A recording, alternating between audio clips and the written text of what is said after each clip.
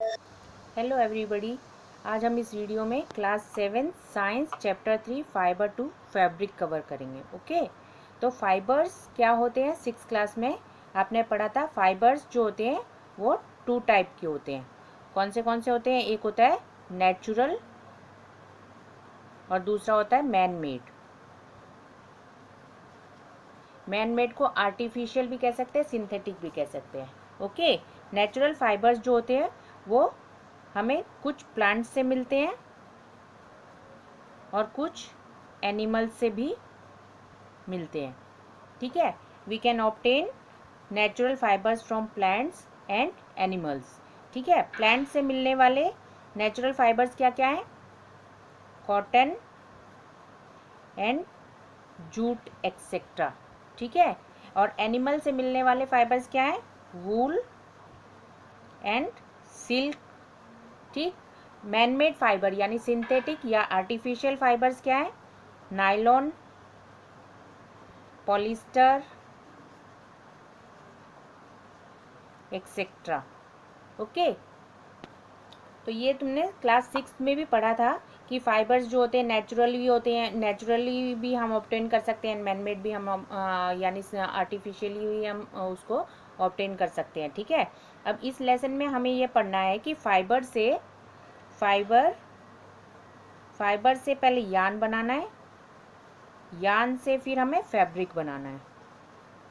ठीक है, ये पूरा प्रोसेस हम डिटेल में स्टडी करेंगे, मगर केवल एनिमल फाइबर्स को ही हम इस लेसन में पढ़ने वाले हैं, यानी वूल एंड सिल्क को ही डिटेल में पढ़ेंगे। ओके, तो सबसे पहले वूल लेके चलते हैं। ठीक है, तो वूल कहाँ से हमें मिलता है और कैसे हम उसको फैब्रिक में चेंज करते हैं।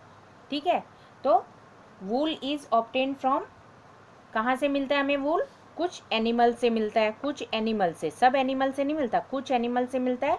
और कुछ एनिमल्स वो उनके नाम क्या है? Sheep, yak and mountain goat. ठीक है, ये जो कॉमन नेम है ये तो तुम्हें मालूम ही है, और कुछ और भी एनिमल्स हैं जिनसे कि हमें वूल मिलता है। ठीक है, जैसे कि ये बुक में देखो, लियामा, एल्पेका, ठीक है, अंगोरा गोट, ये कुछ कैमल, इनसे भी हमें वूल जो है ऑब्टेन होता है, यानी वूल यील्डिंग एनिमल्स है। ये सब क्या है? वूल यील्डिंग एनिमल्स मीन्स इनसे हम वूल यील्ड करते हैं यानी प्राप्त करते हैं। ठीक है,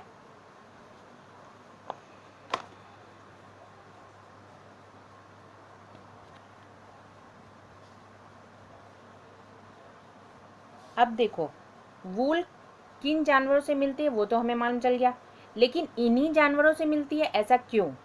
क्योंकि ये जो एनिमल्स हैं इनके ऊपर, इनकी स्किन के ऊपर बहुत थिक हेयर होते हैं। क्या होते हैं? Thick hair. These animals have a thick hair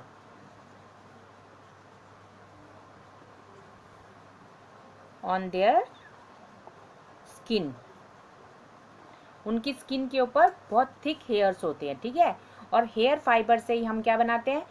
वूल बनाते हैं। ठीक है, तो इन एनिमल्स की, इसीलिए इन एनिमल्स से ही हम वूल यील्ड कर सकते हैं, क्योंकि इन एनिमल्स के ऊपर थिक हेयर होते हैं। और थिक हेयर्स इन एनिमल्स के ऊपर क्यों होते हैं? अगर ये क्वेश्चन आए तो क्यों होते हैं? To protect them from cold, यानी सर्दी से बचाने के लिए इनके ऊपर थिक हेयर होते हैं, और इन थिक हेयर का हम यूज़ करते हैं किस लिए? वूल बनाने के लिए। अब आप पूछोगे थिक हेयर से ये कैसे प्रोटेक्ट हो जाते हैं कोल्ड से? तो थिक हेयर जो होते हैं उनके अंदर क्या होता है? स्पेस होता है। हेयर्स के अंदर क्या होता है? स्पेस होता है, और उस स्पेस में कौन उस स्पेस को ऑक्यूपाई कर लेता है? एयर। जैसा कि तुम्हें मालूम है, कहीं पर भी खाली जगह होगी उसको कौन आके भर देता है? एयर भर देती है। ठीक है ना, तो जो हेयर के बीच में जो स्पेस होता है उसमें एयर ट्रैप हो जाती है। क्या हो जाती है? एयर ट्रैप हो जाती है। और एयर ट्रैप हो जाती है, और एयर क्या है? Bad conductor of bad conductor of heat है, हीट की बैड कंडक्टर है। ठीक है, हीट का बैड कंडक्टर होने से क्या फ़ायदा है? हीट का बैड कंडक्टर होने से ये फ़ायदा है कि जो एनिमल है, ठीक है, उसकी जो हीट है वो क्योंकि एयर के थ्रू, क्योंकि एयर बैड कंडक्टर है तो उससे पास होकर बाहर नहीं निकलेगी, वो अंदर ही ट्रैप होकर रह जाएगी। तो हीट जो है एनिमल के पास ही ट्रैप हो जाएगी, किसकी वजह से? एयर की वजह से। और एयर जो है वो हेयर के अंदर ट्रैप है। ठीक है, इसलिए ये हेयर जो है क्या करते हैं? उस एनिमल को हीट प्रोवाइड करते हैं और उसको सर्दी से बचाते हैं। तो अभी तक जो हमने पढ़ा उसमें से हम कुछ क्वेश्चंस बना सकते हैं और उसका आंसर देने की कोशिश करेंगे। Fibres can be classified into 2 section, what are they? Give example and example also. ठीक है, तो फाइबर्स कैन क्या, इसका आंसर क्या लिखोगे? Fibre can be classified into 2 sections, they are man made and natural. ठीक है, एंड उनके एग्जाम्पल्स मैंने बता ही चुका है तुम्हें। ठीक है, आराम से तुम वीडियो में से देख के बता सकते हो। अब name some animals from which we can obtain wool. अगर इसका आंसर भी बताया मैंने, तो क्या है इसका आंसर? शीप, याक एंड गोट। ठीक है, और बहुत सारे और एग्जाम्पल भी बताए हैं। तो why only these animal yield you wool? तो इन्हीं एनिमल से हम क्यों यील्ड करते हैं वूल को? क्योंकि they have thick hair on their skin, है ना। तो इसका आंसर हो गया because they have thick hair, है ना। What is the purpose of thick hair? तो उसका थिक हेयर का पर्पस क्या है? उनकी बॉडी के ऊपर थिक हेयर क्यों है? To protect them from cold. तो इसका आंसर हो गया to protect them from cold. How does thick hair protect them from cold? अब थिक हेयर उनको कैसे प्रोटेक्ट करते हैं? क्योंकि थिक हेयर क्या करते हैं? Thick hair trap air in the space between them, and air is a bad conductor of heat and protect their heat.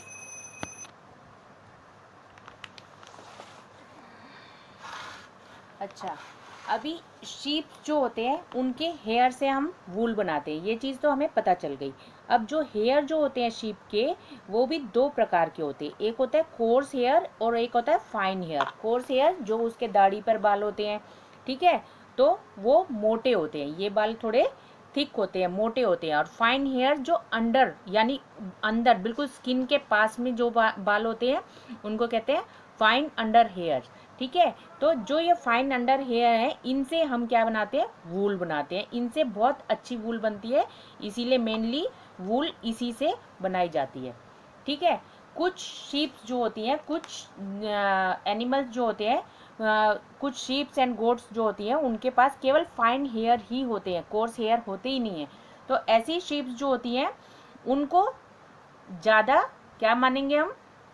ज़्यादा इकोनॉमिकली अच्छा मानेंगे, यानी कि उनसे ज़्यादा हमें फ़ायदा होता है। ठीक है, उनमें हमें हेयर्स को छांटना नहीं पड़ता, उनमें हमें कोर्स हेयर को अलग नहीं करना पड़ता, डायरेक्टली हम उसको इजीली जो है वूल बना सकते हैं। तो वो हमारे लिए ज़्यादा अच्छी होती हैं। तो इसके लिए क्या किया जाता है? उन ब्रीड्स को, जोन सी शीप्स और गोट्स जो है जिनके पास केवल फाइन हेयर होते हैं, उन शीप्स की ब्रीड्स को हम क्या करते हैं? सिलेक्ट कर लेते हैं और उनके पेरेंट्स से हम स्पेशल कैरेक्टर्स ऑब्टेन करके उनके ऑफस्प्रिंग्स को डेवलप करते हैं। ठीक है, और इसको कहते हैं सिलेक्टिव ब्रीडिंग। तो सिलेक्टिव ब्रीडिंग क्या है? The process of selecting parent for obtaining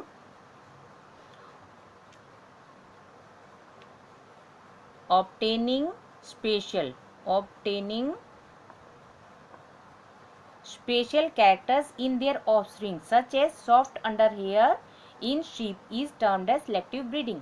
तो मीनिंग समझ में आ गया? मतलब ऐसे पेरेंट्स को सिलेक्ट किया जाता है जिनके फाइन हेयर हो। ठीक है, जिनके फाइन हेयर होते हैं उन पेरेंट्स को सिलेक्ट करते हैं और उनसे उनके बेबीज जो है डेवलप करते हैं, यानी कि उनके बेबीज जो होते हैं, ऑफस्प्रिंग जो होते हैं, उसी सेम कैरेक्टर के होंगे, क्योंकि उनके बच्चे हैं तो उनके कैरेक्टर के होंगे ना।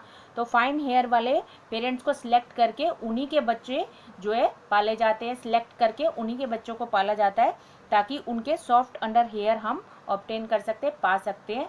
तो इसको कहते हैं सिलेक्टिव ब्रीडिंग कहते हैं। ठीक है, अच्छा, अंगोरा गोट्स जो होती है कहाँ मिलती है हमें? तिब्बत एंड लद्दाख जैसे हिली एरिया में मिलती हैं, ठीक है। तो अंगोरा गोट जो होती है उनसे हमें क्या मिलता है? मो हेयर, हम उससे निकालते हैं जिससे कि हम आगे चल के क्या बनाते हैं? वूल बनाते हैं, ठीक है। तो angora goats found in Tibet and Ladakh, we obtain mohair from angora goats to yield wool. अच्छा, पश्मीना शॉल के बारे में तो तुमने 6 क्लास में भी सुना है, 5th में भी सुना था, ठीक है। पश्मीना शॉल क्या होती है? ये हमें कश्मीरी गोट्स के अंडर हेयर से, फाइन हेयर से पश्मीना शॉल हम बनाते हैं, ठीक है। तो वूल ऑब्टेन फ्रॉम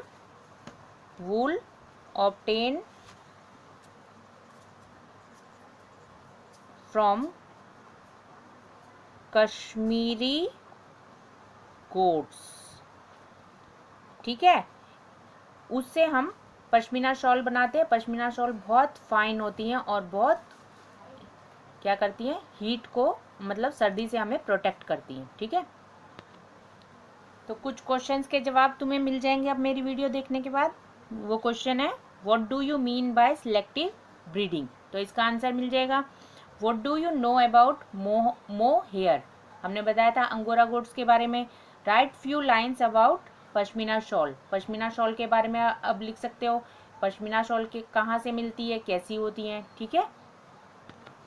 अब नेक्स्ट वीडियो में हम वूल से हम कैसे फाइबर बनाते हैं। जैसे बाल, उसमें से हमने फ्लीस निकाला गोट में से, शीप में से, और फिर उससे हम कैसे वूल को बनाते हैं, कैसे उससे फैब्रिक बनता है, ये पूरा प्रोसीजर डिटेल में समझाऊंगी, ओके। तो please subscribe and share and like my video. Thank you.